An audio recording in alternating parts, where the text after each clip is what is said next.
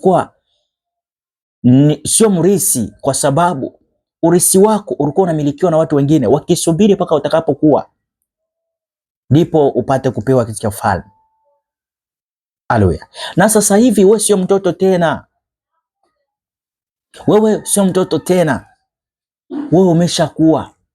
Anasema mlipokuwa watoto vile vile mliongozwa, mlikuwa chini ya sheria, mkiongozwa na sheria ya dunia, mkipelekeshwa na dunia. Lakini sasa hivi hamupo tena chini ya sheria, mnamjua Mungu. Mungu anawaita. Haleluya.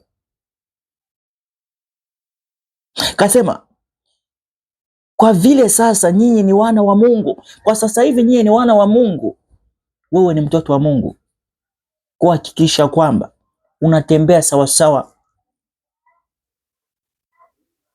na mapenzi ya Mungu, kwa sababu wewe ni mtoto wa Mungu.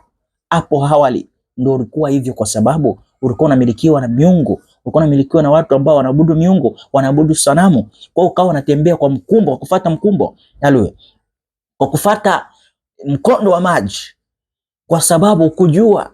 Leo hii wewe unajua, leo hii wewe unajua ni mrisi wa kiti cha kifalme, ni wewe unajua, unatambua. Ukisoma katika mstari ambao ni wa 8 mpaka 9 kuendelea, anakuambia hapo awali mlikuwa mjui Mungu, sasa hivi mnamjua. Kwa nini myafuate tena mambo ya dunia?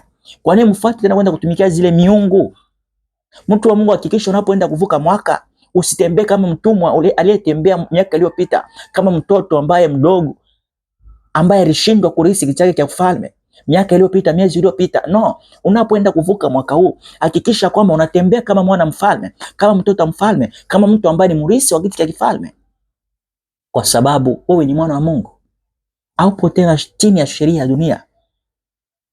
Kwa hiyo hakikisha unaepuka mambo ya dunia, unajitenga na mambo ya dunia, unajitenga na mambo ya dunia. Hakikisha unapovuka mwaka huu unaenda kuwa mtu wa tofauti. Badilisha nyakati na majira. Waliomuona mwaka uliopita wasimuone mwaka unaokuja. Waliomuona mwezi uliopita wasimuone mwezi unaokuja. Alionekana siku iliyopita asimuone siku inayokuja. Hakikisha unabadilisha majira, nyakati. Haleluya. Hakikisha watu wakukariri. Bwana tuwe sana, ili jambo jipya lipate kutokea ndani yako. Hakikisha unabadilisha majira na nyakati. Badilisha majira na nyakati. Bwana tuwe sana, na kuhakikisha kwamba wewe sio mtoto tena, wewe ni mwana wa Mungu. Haleluya. Kwa sababu Mungu alimtuma, alimtuma Roho